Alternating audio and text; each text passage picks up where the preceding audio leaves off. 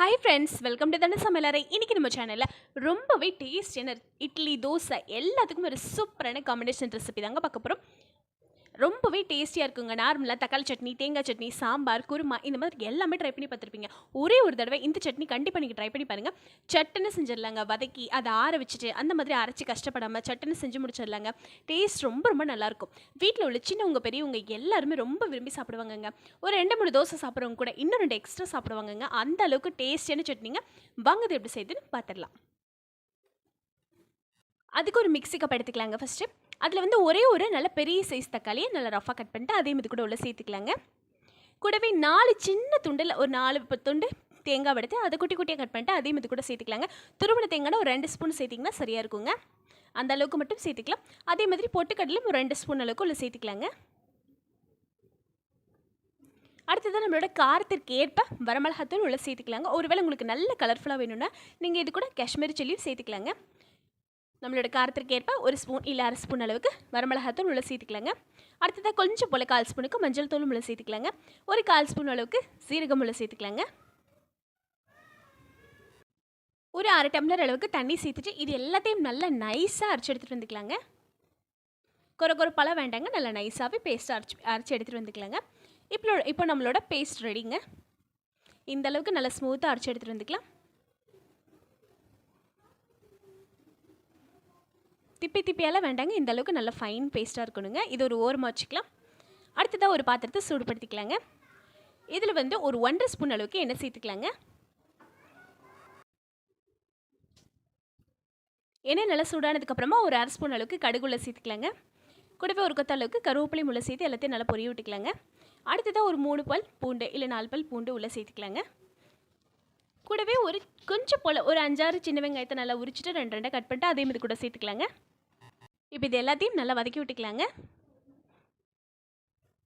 வெங்காயம் பூண்டு எல்லாம் நல்லா வதங்கி வரட்டும். கறிகிராமல் நல்லா வதங்கி வரட்டுங்க.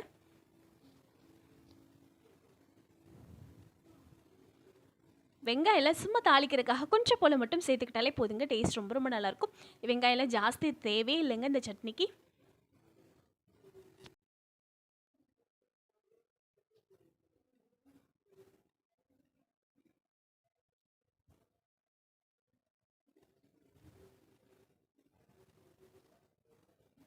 நல்ல ஒரு 2 நிமிஷம் கேப்பை விட்டு இது எல்லாத்தையும் நல்லா பச்சையாக இல்லாமல் நல்லா வதக்கி விட்டதுக்கப்புறமா நம்ம பேஸ்ட்டை சேர்த்துக்கலாங்க.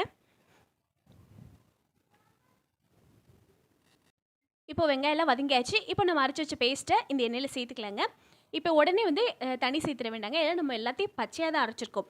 அதனால் வந்து ஃபஸ்ட்டு வந்து எண்ணெயில் சேர்த்துட்டு அந்த பச்சை மணமெல்லாம் போகிற மாதிரி ஃபஸ்ட்டு வந்து நல்லா வதக்கி விட்டுக்கலாங்க இந்த பேஸ்ட்டை. ஒரு 2 நிமிஷம் இந்த எண்ணெயிலே நல்லா வதக்கி விட்டு கொஞ்சம் போல் நல்லா எண்ணெய் பிரிஞ்சு வரும். அதுக்கப்புறமா நம்ம கொஞ்சம் போல் தண்ணி சேர்த்துக்கலாங்க. இப்போ எதுவும் தண்ணியெல்லாம் சேர்த்துட வேண்டாம். அந்த பேஸ்ட்டை மட்டும் போட்டு இந்த எண்ணெயிலே நல்லா வதக்கி விட்டுக்கலாங்க. உங்களுக்கு இந்த திக்னஸே போதுன்னா நல்ல ஒரு 2-3 நிமிஷம் போட்டு நல்லா இந்த எண்ணெயிலே பச்சை மணமெல்லாம் போகிற மாதிரி நல்லா வதக்கி விட்டுட்டு அப்படியே திக்காகவே நீங்கள் எடுத்துக்கலாங்க. கூடவே தேவையான அளவுக்கு உப்பும் சேர்த்துட்டு இது எல்லாத்தையும் நல்லா கலந்து விட்டுக்கலாங்க.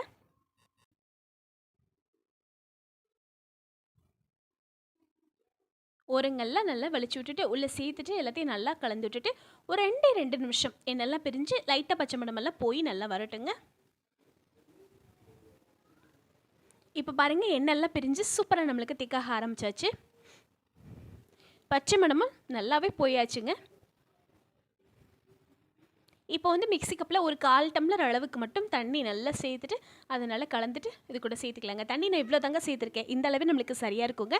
ரொம்ப தண்ணியாக போயிடுச்சுன்னா நீங்கள் அதுக்கு தகுந்த மாதிரி அந்த பேஸ்ட்டையும் தனியாக நீங்கள் அரைச்சி எடுத்துக்கலாங்க. இந்த அளவுக்கு தண்ணி சேர்த்துட்டு இது எல்லாத்தையும் நல்லா கலந்து விட்டுக்கலாங்க. இதுவே நல்லா இருக்குங்க. டேஸ்ட் ரொம்ப ரொம்ப நல்லாயிருக்கும். கொஞ்சம் நல்லா திக்காகவே வச்சு சாப்பிட்டு பாருங்கள், பக்காவான டேஸ்ட்டாக இருக்குங்க. இந்த சட்னி தாராளமாக 3 பேர் சாப்பிட்டுக்கலாங்க. அவ்வளோ டேஸ்ட்டான சட்னியாக இருக்கும். நல்லா திக்காக இருந்தாலும் ஒரு வாய் சாப்பிட்டாலும் அருமையான சட்னியாக இருக்குங்க. இப்போ ஒரு 5 நிமிஷத்துக்கு அப்புறம் சூப்பராக எண்ணெய் எல்லாம் பிரிஞ்சு பக்காவான சட்னியாக நம்மளுக்கு அருமையாக ரெடி ஆகிடுச்சுங்க. இங்கே பாருங்கள், நல்லா திக்காகிடுச்சு. எண்ணெயும் சூப்பராக பிரிஞ்சு வந்தாச்சு. அவ்வளோதாங்க, இது கரெக்டான பதமாக இருக்குங்க. பச்சை மணமும் போயாச்சு. நம்ம சேர்த்த தண்ணியும் அந்த வற்றி நல்லா சூப்பராக நம்மளுக்கு சுண்டி அருமையாக சூப்பரான ஒரு சட்னியாக கிடச்சிருச்சுங்க. டேஸ்ட் ரொம்ப ரொம்ப நல்லா இருக்குங்க. வாரத்தில் ஒரு தடவையாவது இந்த மாதிரி சட்னி செஞ்சு பாருங்கள். டேஸ்ட் ரொம்ப ரொம்ப நல்லாயிருக்கும். ஒரு நாள் சாப்பிட்டிங்கன்னா டெய்லி இந்த சட்னி தாங்க வைப்பீங்க. அவ்வளோ சூப்பரான ஒரு டேஸ்ட்டாக இருக்குங்க.